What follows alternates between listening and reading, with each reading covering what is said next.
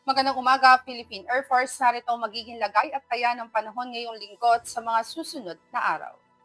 Sa kasalukuyan, naasahan natin ang patuloy na pag-iral ng Intertropical Convergence Zone o ITCZ, partikular na apektado pa rin ang silangang bahagi ng Visayas, ganoon na rin ang buong Mindanao. Para naman sa iba nalalabing bahagi ng ating bansa, asahan natin ang pag-iral ng easterlies o mainit na hanging nagmumula sa dagat Pasipiko. Aasahan nga natin ngayong araw ang Metro Manila at buong Luzon na asahang makakaranas ng bahagyang maulap hanggang sa maulap na kalangitan. Ngunit may mga posibilidad pa rin yan ng mga pulupulong pag-ulan na kung minsan ay may pagkidlat at pagkulog, lalo na nga sa dakong hapon o gabi. Para naman sa magiging agwat ng temperatura, aasahan natin dito sa Philippine Rise, ganoon na rin sa Kawayan, maglalaro ang temperatura sa 25 to 34 degrees Celsius. Dito sa Baguio, aasahan ng 17 to 23 degrees Celsius. At dito sa Pampanga, aasahan ng 26 to 33 degrees Celsius. Dito naman sa Metro Manila, ganoon na rin sa Lipa, aasahan ng 25 to 33 degrees Celsius.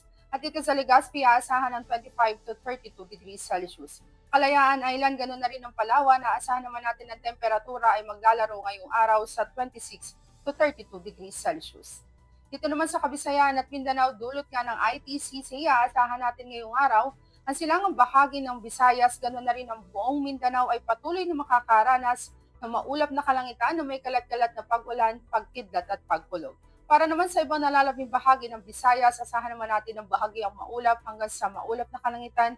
Ngunit may mga posibilidad pa rin yan ng mga pulupulong pag-ulan na kung minsan ay may pagkidlat at pagkulog, lalo na sa dakong hapon o gabi.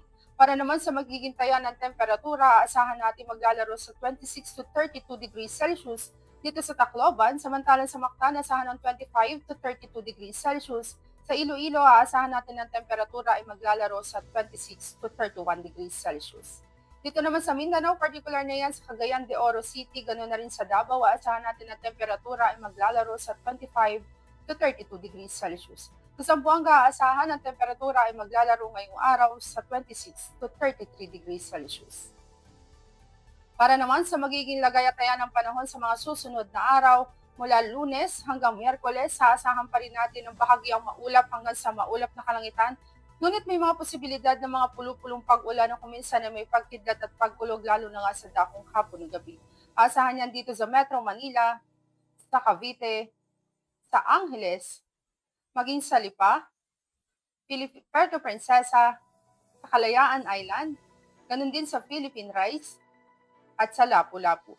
Dito sa Davao, dulot nga ng ITCC hanggang bukas, aasahan ng maulap na kalangitan na may kalat-kalat na pag-ulan, pagkidlat at pagkulog. Asahan naman natin may gradual na pagganda ng panahon pagsapit ng araw ng Martes.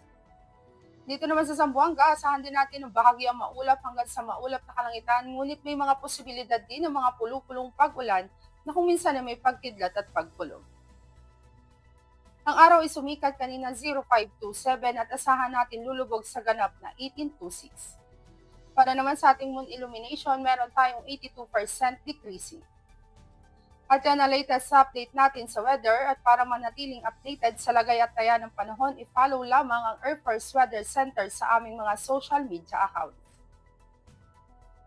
At sa ngalan ng aming commanding officer na si Colonel Alvin John Fugador, FAP GSC, I'm Sergeant Jessa C. Cuenca, weather forecaster ng Air Force Weather Center. Muli magandang umaga, Philippine Air Force.